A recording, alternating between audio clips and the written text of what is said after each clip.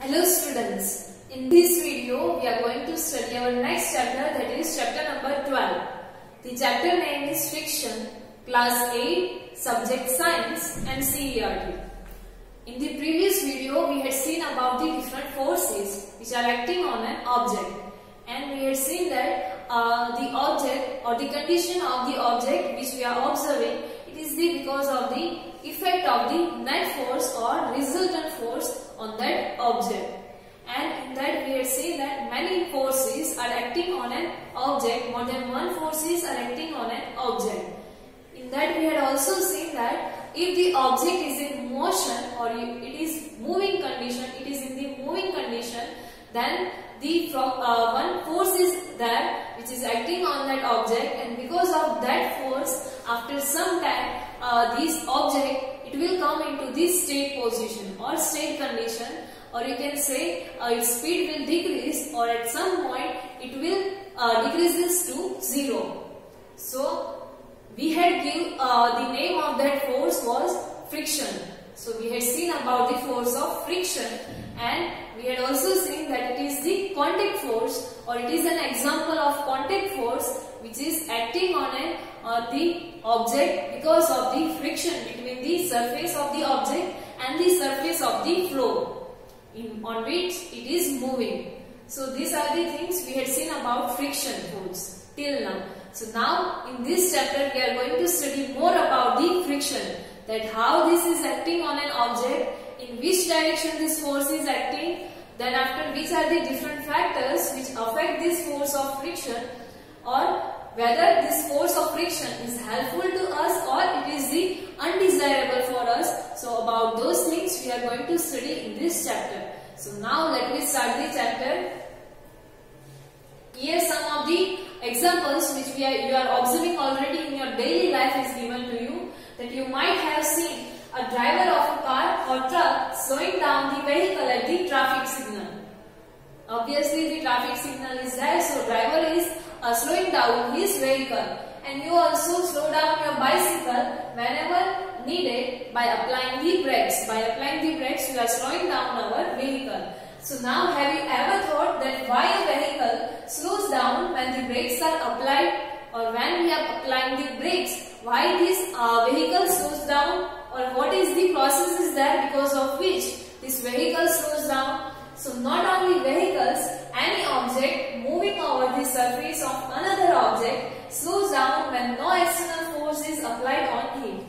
We have seen this one, that any force is acting on, if we are not applying any external force, then any moving object which is moving over the surface of the another object, it will slow down or the speed will decrease if we are not applying any external force.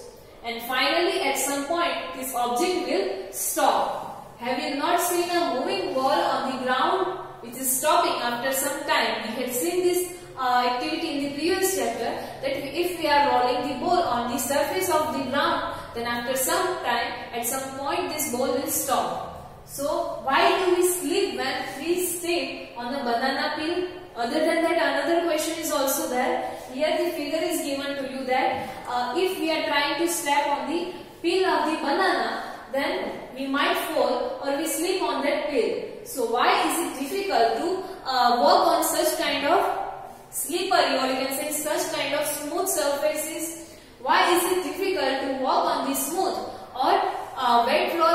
Also you had observed that on the wet floor also we might slip sometimes. So it is difficult to walk on such kind of surfaces. So why it is difficult? So to answer this, we are now, let me see in this chapter, or we are going to find the answer of this question in this chapter.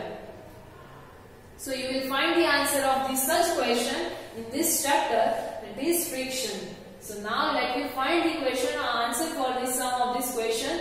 Before that, here one activity is given to you. First let me know about what is force of friction through the activity. So in this activity you have to take a book and you have to gently push a book on a table. Like this here in the figure it is shown to you. Earlier it was at this position, and then after you have to push this book gently. So after that it will come into this state. So you observe that it will stop after moving for some distance. when we push after moving for some distance, that means this much distance, it will stop. So now repeat this activity by pushing the book from the opposite direction. That is shown to you in the next figure. Now try the same activity by pushing this book in the opposite direction like this. Now push this book from this direction and repeat this same activity and answer that does the book stop this time too? So you will say that yes, this time also after traveling some distance or after moving up to some distance, that means this much distance, this book will stop. So now can we say that a force must be acting on the book which is opposing the motion of the book. We are pushing this book, that means some force, and after some point this book is stopping, that means some force is acting in the opposite direction. This book is moving in this direction and some force is acting on this book in the opposite direction and such that this book will stop after some point. So this force is known as the force of friction, which opposes the motion of any object, or because of this force after some point if we are not applying any external force, then this object will come into rest condition. So this is the force of friction. Through this activity we had seen what is force of friction. And here you can also see that this force is acting in the opposite direction of the motion of any object. Here in the figure we had seen about friction opposes the relative motion between the surfaces of the book and the table. What is relative motion? Now the relative motion, that means the motion which refer to the another object. We had seen in the previous chapter what is motion, that is it is the comparison between the position of any object with respect to time. That means if the object is here at 5 seconds and after some 3 seconds, that means this object will reach here, then we can say that this object is in motion and it is going through this path. Or you can say that this is the comparison. In the motion we had compared the position of the object. Earlier its position was this one and now its position is this one. So we had compared the position of motion. So the motion is the relative quantity in which we have to compare it with another quantity, or we have to take the reference of another thing. So here relative motion of the book, that means the motion of the book with reference to the table. Table is stationary over here, that means table is not moving, but the book is moving, that means it is in the motion. So that means the motion of the book or relative motion of the book, or there is the friction which opposes, or you can say which stops the motion of the book. On the surface of table, we are moving this book on the surface of table. So that is the force of friction. So now in the figure we have seen, you have seen that if you apply the force along the left side, then the force acts along the right side. That means if we were in the first condition, we were applying the force in this direction. At that time, the frictional force was in the opposite direction. That means if we are applying from the left side, the force of friction will work from the right side. And if you apply the force along the right side, that means in the second situation, we were applying the force in this direction from the right side, then the friction will act from the left direction. That means here the friction will work from the left side or in the opposite direction. So in short, both the cases, the force opposes the motion of the book. It means the force opposes, or it will work in the opposite direction in which the object is moving. The force of friction always opposes the applied force. The force which we are applying is always opposed by the force of friction, and in both the activities, the force of friction act between the surface of the book and surface of the table. This force of friction will work on the two surfaces. Here in our activity or in our case, it is acting on the surface of the book and surface of the table. Now, is the friction the same for all the surfaces? The question is that now, is this friction force or force of friction is same for all kind of surfaces, or does it depend on the smoothness of the surfaces, or it is depend on the type of surface, whether the surface is smooth or rough. The measurement of this frictional force is different, or it is same for all kind of surfaces. So now to find out this, here next point is given to you, that is factors affecting the force of friction, or the factors by which the frictional force is affected. So now let me see those forces or those factors. So here another activity is given to you. Activity number 12.2. Tie a string around a brick like this one. You have to take a brick and then after you have to tie a string around this brick. Then after, by a spring balance, pull the brick by this spring balance. Then after you have to tie one end of this thread to this spring balance, and you have to pull this brick with the help of this spring balance. Here what is spring balance, that we will let you see. Here it is given to you. It looks like this. You might have seen in the grocery shop that shopkeeper is weighing the different grains with the help of this spring balance. So it is used to measure the weight or measure the forces which are acting on the object. So it gives the measurement of those forces. So here we are pulling this brick with the help of spring balance, and then after you need to apply some forces. You will find that to move that brick we have to apply some forces on the spring balance such that this brick will come into the motion. Here you have to note down the reading on the spring balance when the brick just begins to move. When this brick begins to move, at that time you have to note down the reading whichever you find in this spring balance. So it will give you a measure of the force of friction between the surface of the brick and the floor. Whatever you will find in this spring balance measurement, that is the force of friction, or that is the measurement of force of friction which is acting here on the surface of the floor and the surface of the brick. So that is the force of friction which is acting on an object, that is here in the case of brick. A brick is being pulled by the spring balance. Now then after what you have to do? You have to do some same activity with some little bit variation. That is, now wrap a piece of polythene around the brick and repeat the activity. Earlier we had directly pulling the brick. Then after you have to pull this brick after wrapping this brick around the polythene bag. And then after you have to observe any difference in the reading of the spring balance in the above two cases. Again you have to record the observation, and then you have to compare these two observations, that in which case it is easier to pull the brick with the help of the spring balance, or in which case you are getting the less amount or less measurement of the friction force. What might be the reason that in one case you will get the less reading or smaller reading, and what is the reason behind this difference in the reading? And then after repeat the same activity by wrapping the piece of jute bag around the brick, and then after again we have to observe the reading. So if you perform this activity, not only the brick, if you are wrapping any object around these three different and trying to pull the object in these three different situations, you will find that when we are wrapping any object, here in the case of brick, then with the polythene bag, then it is easier to pull that object.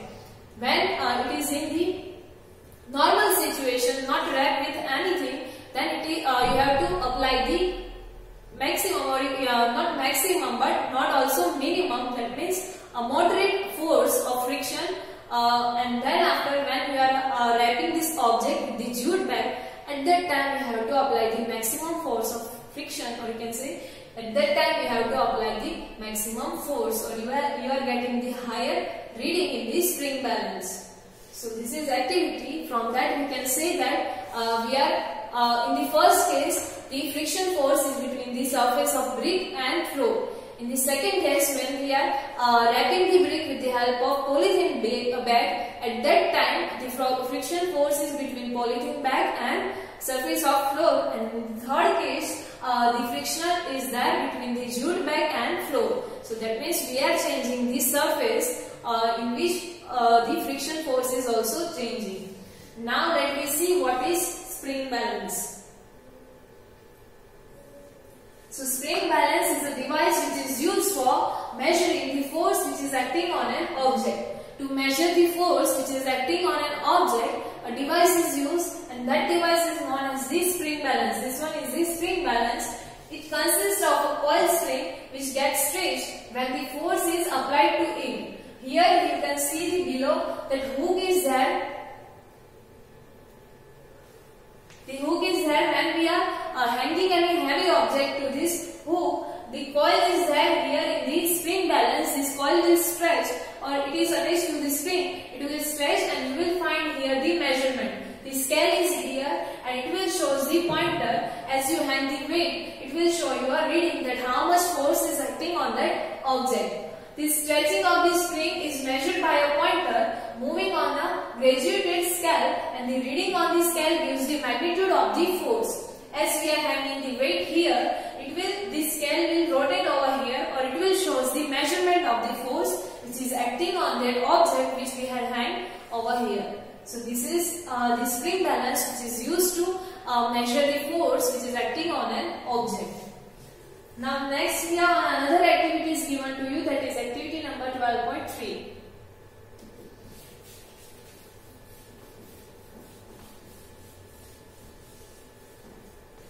For that you have to make an inclined plane on a smooth floor. You have to first find the smooth floor. You can also use the table surface, and then after you have to make the inclined plane. Inclined plane, that means like this one, slope. In short, you have to make this slope with the plane or surface of the table. Then you may use the wooden board supported by a bricks or books. How you will make this inclined plane? So you can use the wooden plank to make this inclined plane, and here you can make any support like books or bricks. Then after, put a mark with a pen at any point A on the inclined plane. Or here on the inclined plane you have to mark any point A. Then after, let a pencil cell move down from this point. You have to take one pencil cell and you have to lay down the pencil cell to roll on this inclined plane. And then after, you have to observe that how far does it move on the table before coming to rest, or before it stops, how far or what distance it will cover. Suppose it will stop over here, then how much distance it will cover by the pencil cell. That you have to observe, and you have to note down the distance. Then after, you have to spread a piece of cloth on the table. Like here the figures are shown to you.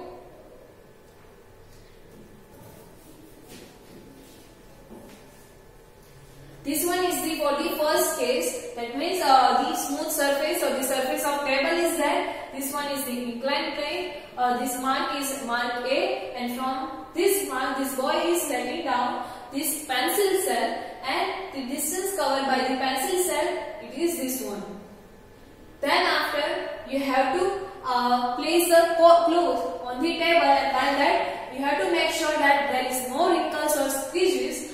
Creases are there in the clothes, and then after you have to try this activity again. Like this, here it is shown to you. This one is the cloth, so you have to cover the table with the cloth. No creases should be there. Then after, again from the same mark you have to lay down the pencil cell, and then you have to measure the distance which is travelled by this pencil cell. That means this much distance.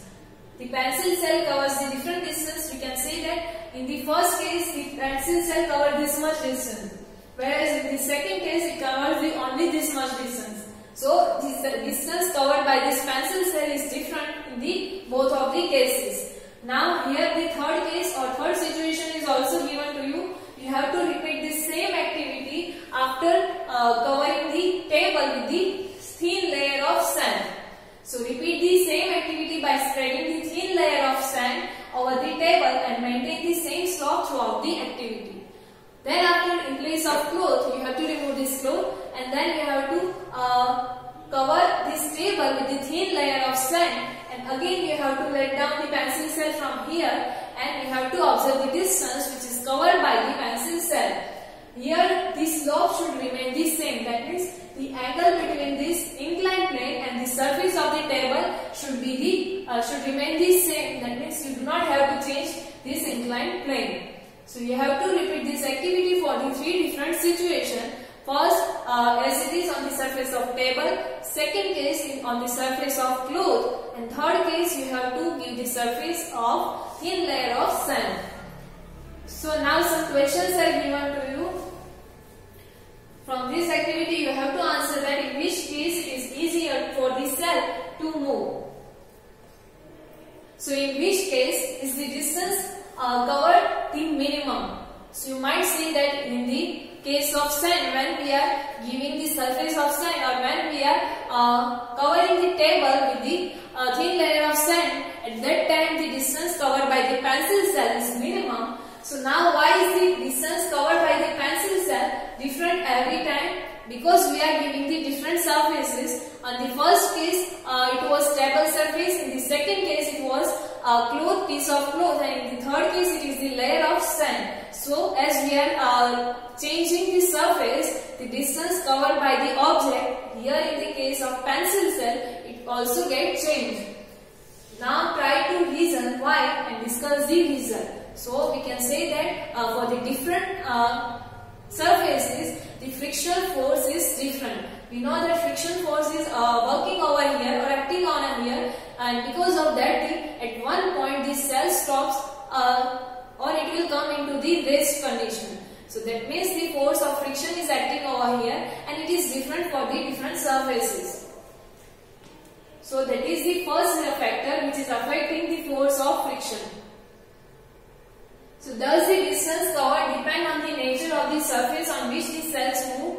Yes, so it is depend on the surface on which the object is moving. Now could the smoothness of the surface of the cell also affect the distance travelled by it? So yes, the smoothness of the surface, here we can see that the table is smooth, so that's why the distance travelled by the cell is maximum. Then after the smoothness of the sand is minimum, so that's why in that case the distance travelled by the cell is minimum. So it means the smoothness of the surface also depends, or it also affected by the surface or the nature of the surface, or you can say distance which is covered by the cell.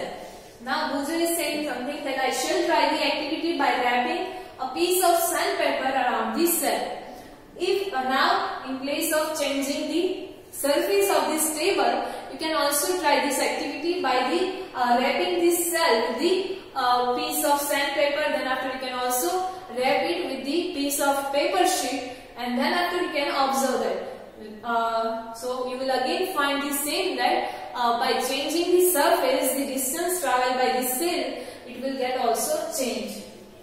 That means the nature of the surface affects the force of friction. So friction is caused by the irregularities on the two surfaces in contact.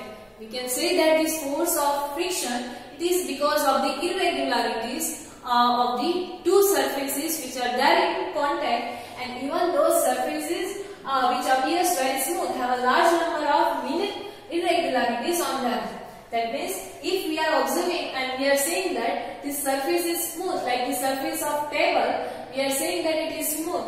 However, large irregularities are there on that surface. Here it is shown to you that surface of table and surface of book. In our first case, we are by observation we can say that the surface of this book and table is smooth, but it is not this smooth. Large irregularities are there between these two surfaces also, which we cannot see with the naked eye. If you observe with the microscope, you will find these irregularities.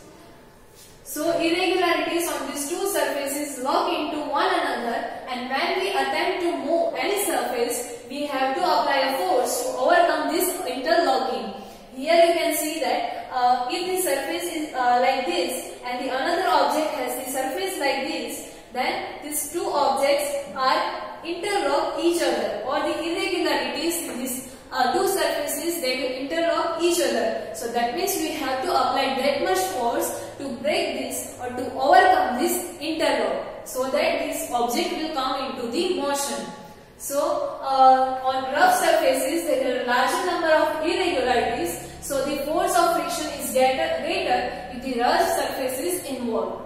In rough surfaces, these irregularities, here you can see the smooth surfaces are there. here irregularities are higher, so that means rough surfaces are there. So in rough surfaces we have to apply larger amount of friction, larger amount of force to overcome this interlock between the two surfaces. So when the surfaces are rough, we need to apply large amount of force to overcome the friction between those two surfaces.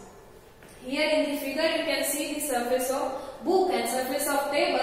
It interlocks with each other, or the irregularities are interlocked with each other. So that's why after some point this book stops, or it will come into the rest condition. So that is the reason why the friction force is acting on an object. Now other than that, what is the another factor which affects the force of friction?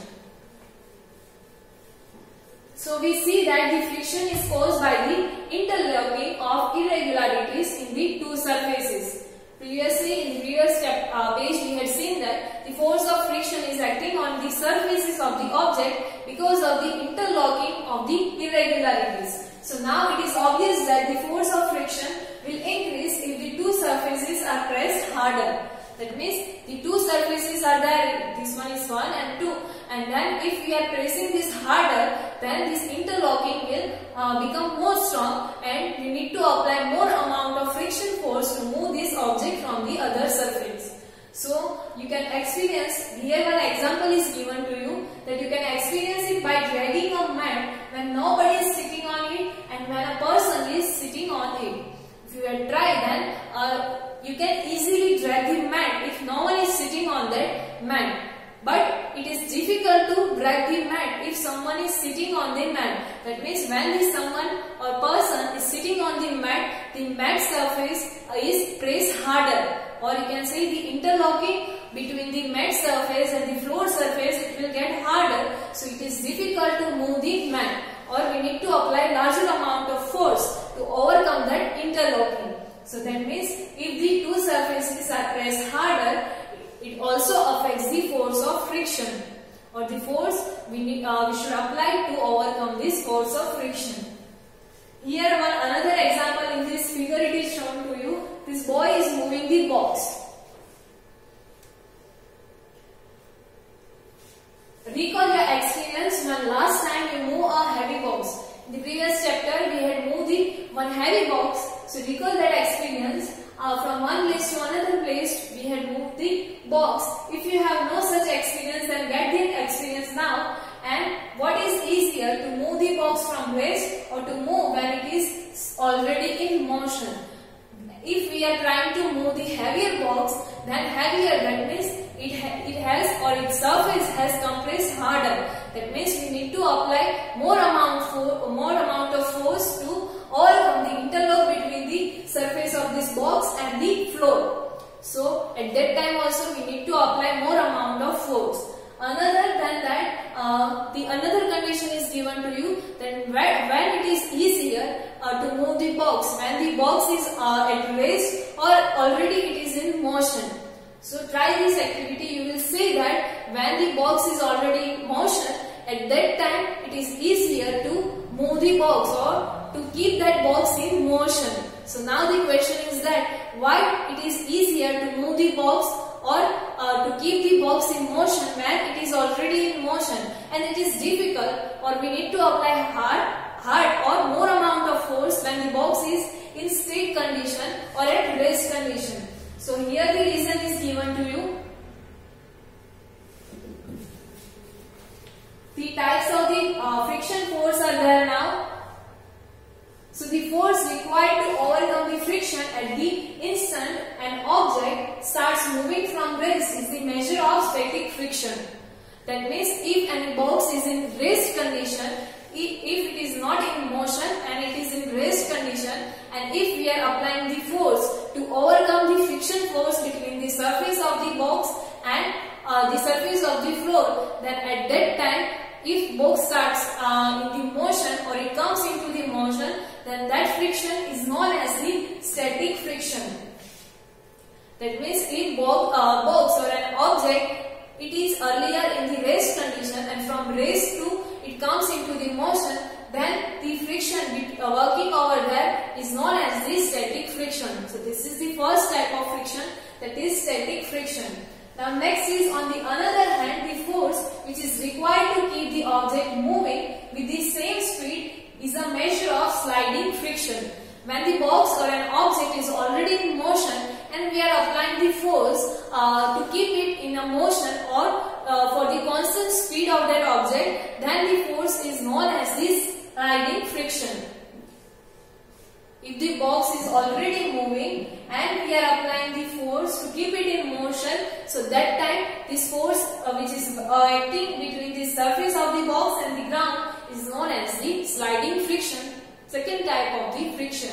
So when the box starts sliding, the contact points, so now what amount of these different forces and how we can know that this forces is more amount or it has the more measurement as compared to the other one. So when the box starts sliding, the contact points on the surface of the box, it do not get enough time to lock into the contact points on the floor. That means if the box is moving in this direction and we know that it has some irregularities, that is between surface of box and surface of this floor, so it is already in the motion, so it will not get the enough time to interlock with this irregularity of the surface of the floor. So that's why in sliding friction we should apply, or it is needed less amount of force to overcome this interlocking. So the sliding friction is slightly smaller than this static friction, and in static friction what is the condition? These irregularities of the surface and the object, it is already there and it interlock with each other, so it is hard, or we should apply the more amount of force to overcome this interlocking. And here this interlocking irregularities are not getting enough time to interlock with each other, so the value or the measurement of this sliding friction is slightly smaller than this static friction. So that is about sliding and static friction, and you find it somewhat easier to move the box which is already in motion than to get it started. So that is what we had seen, that sliding friction is less as compared to the static friction, and if the box is already in motion, it is easier to keep it in motion rather than to bring the rest object into the motion. The third type of the friction is also we had seen, that is rolling friction. When the pencil cell move from this inclined plane, or it is rolling from the inclined plane to the surface, the friction between this rolling of this object and the surface of this floor is known as the rolling friction. And here again also the rolling object and the irregularities of this rolling object, it will not get the enough time to interlock the irregularities of this surface. So rolling friction is also has the minimum measure. So it has the least measurement, and the static friction has the most measurement. So till now in this chapter, in this video, we had seen what is friction, what are the different factors which affects the friction, and the different types of the friction, that is static friction and sliding friction. The remaining part of this chapter we will study in the next video. Thank you.